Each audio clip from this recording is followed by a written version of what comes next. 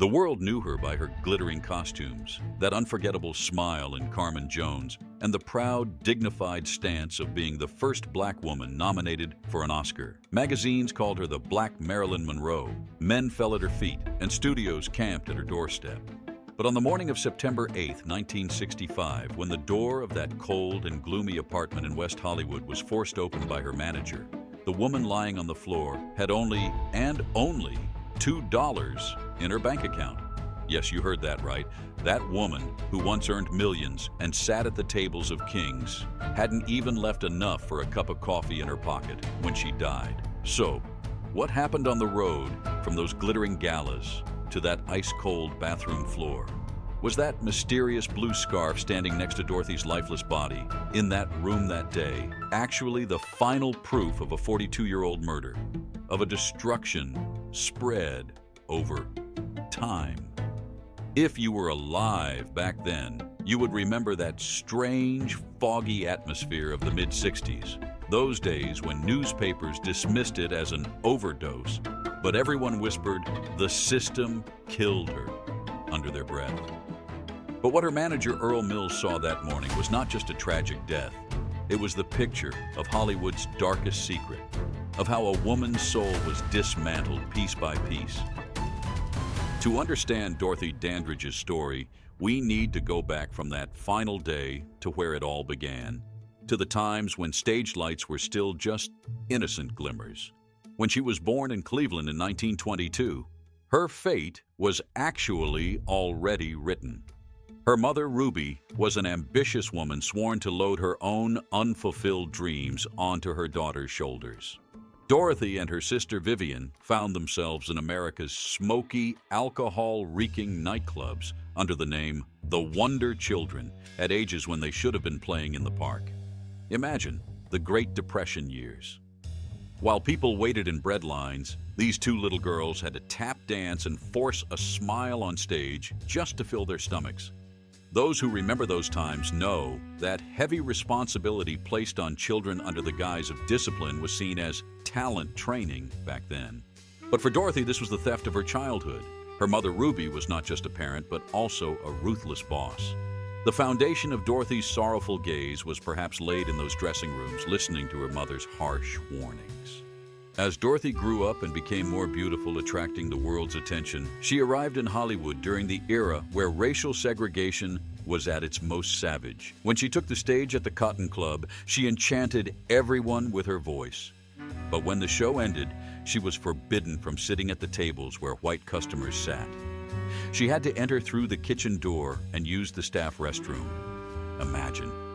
You are applauded like a goddess on stage, but the moment you step off, you are treated like a second-class human. This schizophrenic situation had already begun to open irreparable wounds in Dorothy's soul. But despite all this, she was determined to rise. There was a fire in her eyes that would bring everyone who watched her, even the most racist producers, to their knees. However, the trap Hollywood prepared for her was not just about skin color. A much more personal, much more insidious plan was at work. Just as her career was gaining momentum, an event she experienced in the late 1940s proved to Dorothy how heavy the price of fame would be. She was performing in Las Vegas, at one of the most luxurious hotels of the era. The show was magnificent. The audience was on their feet. After the show, Dorothy sat by the edge of the hotel pool just to cool her feet and dipped her toe into the water. Just a toe, but this action was enough for the hotel management to drain the pool completely and have it disinfected with chemicals. In that moment, even though she was the darling of millions, Dorothy felt to her marrow that in the eyes of that system, she was still dirty. This humiliation was the first blow that cracked the fragile glass inside her. These humiliations did not stop her. On the contrary, they fueled her ambition. When she stepped into the world of cinema, she refused maid roles. "If I'm going to play a slave, I'll at least die like a queen," she said. And then came the role that changed her life, Carmen Jones. In this 1954 film, a modern adaptation of Bizet's opera filmed with black actors. When Dorothy reflected onto the screen as Carmen, she wasn't just playing a character, she was screaming all her suppressed passion, anger, and charm at the camera. When the film was released, it shook the earth.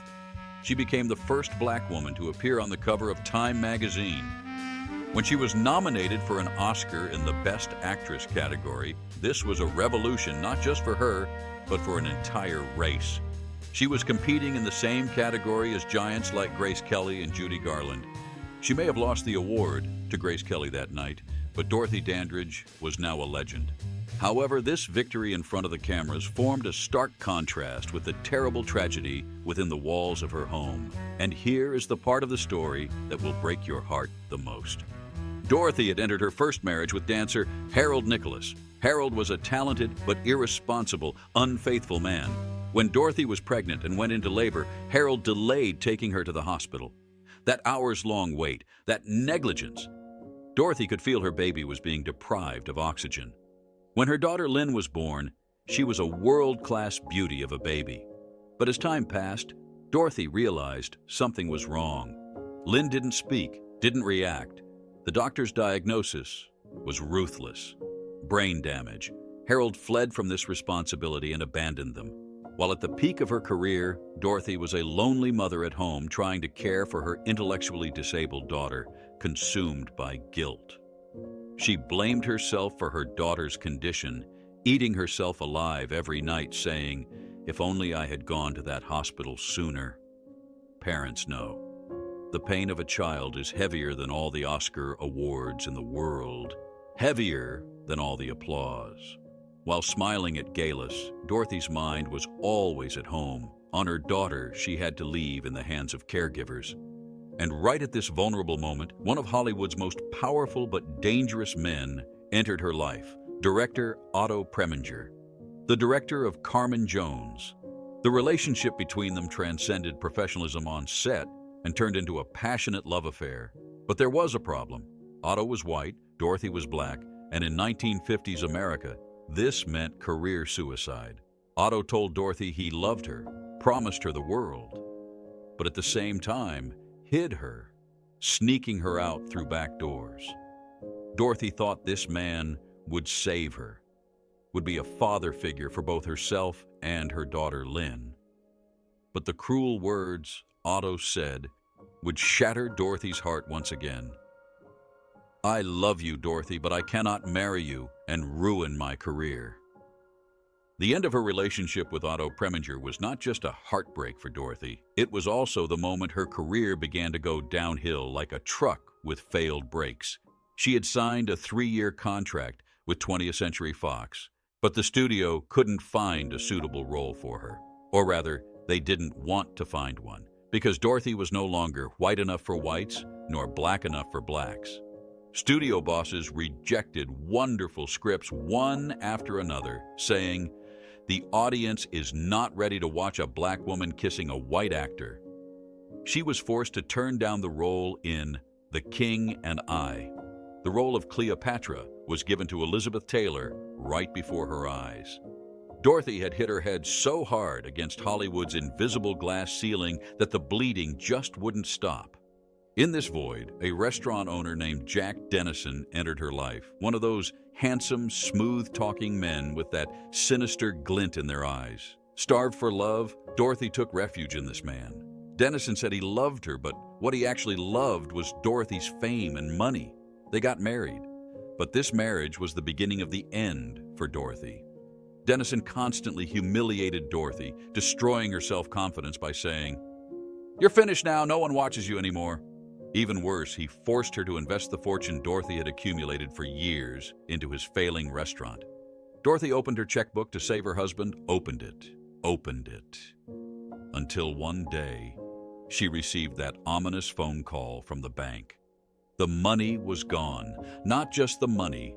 That glittering Dorothy Dandridge image had also turned into a sorrowful figure forced to sing in her husband's restaurant, heckled by drunk customers. In those moments when she thought everything was over, the biggest blow of her life was dealt to Dorothy. She could no longer pay the expenses for her daughter Lynn, whom she had to place in a private institution. She declared bankruptcy by court order. But what the judge said to her was the heaviest sentence a mother could hear. Ms. Dandridge, because you cannot cover your daughter's expenses, the state will take her from you and place her in a state mental hospital. The day Dorothy walked out of that courtroom, she left half of her soul right there. The day she surrendered her daughter to that cold, crowded, and neglected state institution, Dorothy Dandridge effectively died. Only a breathing shell remained. By the early 1960s, Dorothy was now a woman living alone in a small apartment in West Hollywood, trying to soothe her pain with antidepressants and alcohol. Her phones weren't ringing. Producers who once camped at her doorstep now crossed the street when they saw her. Hollywood's memory is cruel. It throws you away like trash, just as fast as it raised you to the peak.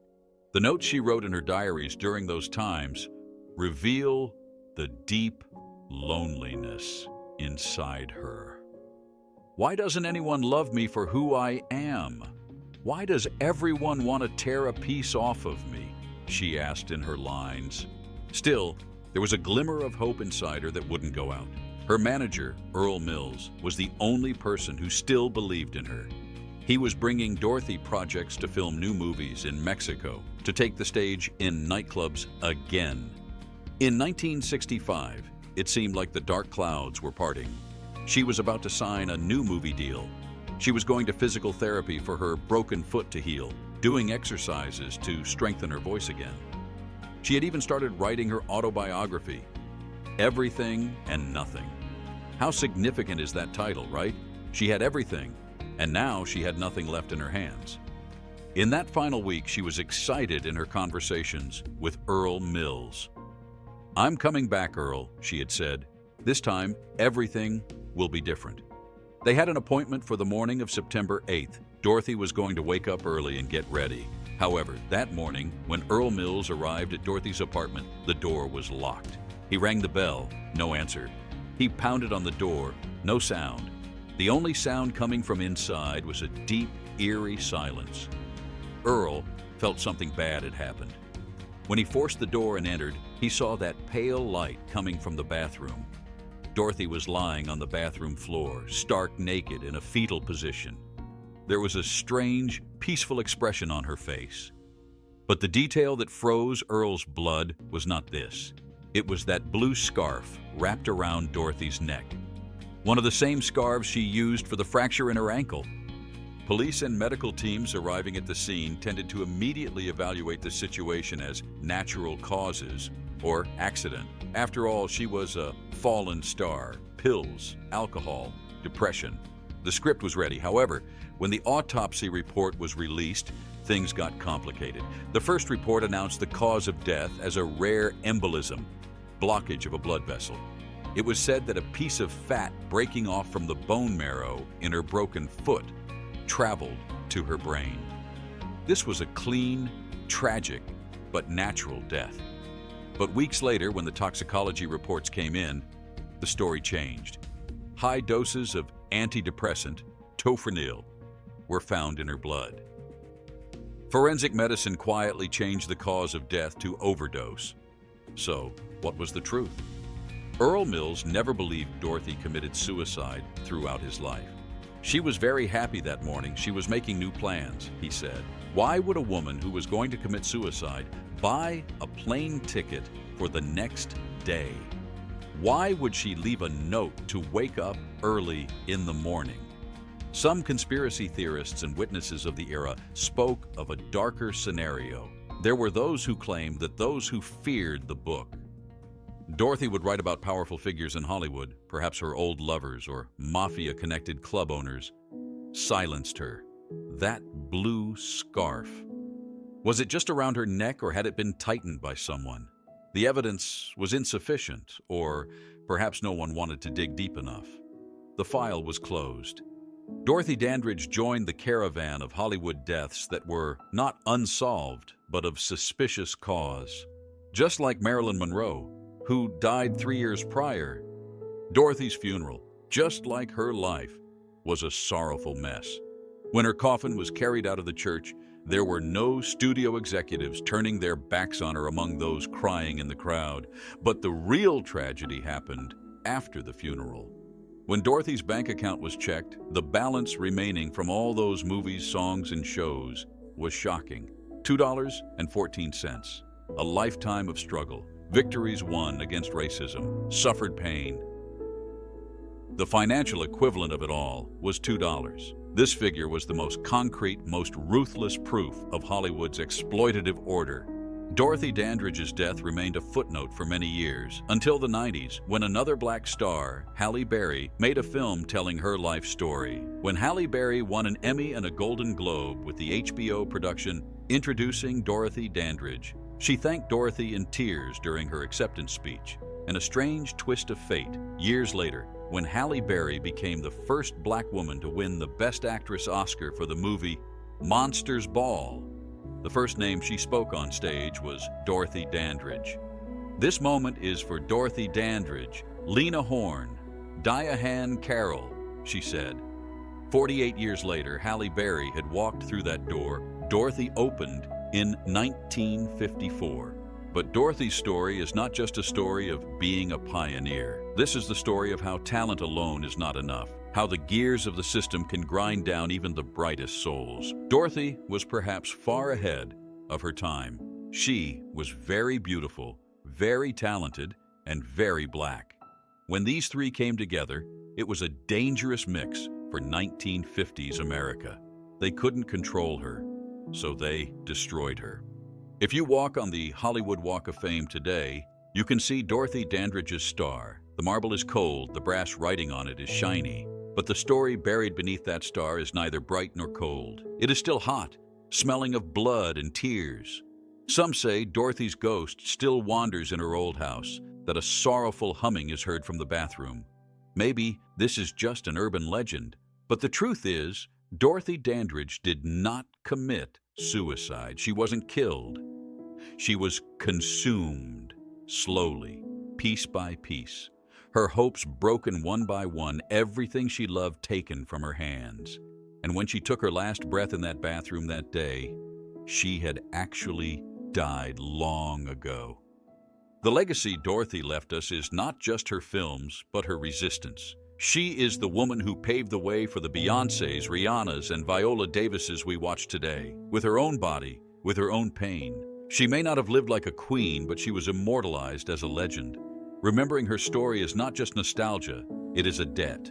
What do you think brought about the end of Dorothy Dandridge? Was it the wrong men or the ruthless Hollywood system? Or is there another truth hidden in that autopsy report? Share your thoughts in the comments, because history is real only as long as there are those who remember. In the next file, we will bring to light another life hidden behind dusty shelves, concealed by the lights. Until then, don't give up on the truth.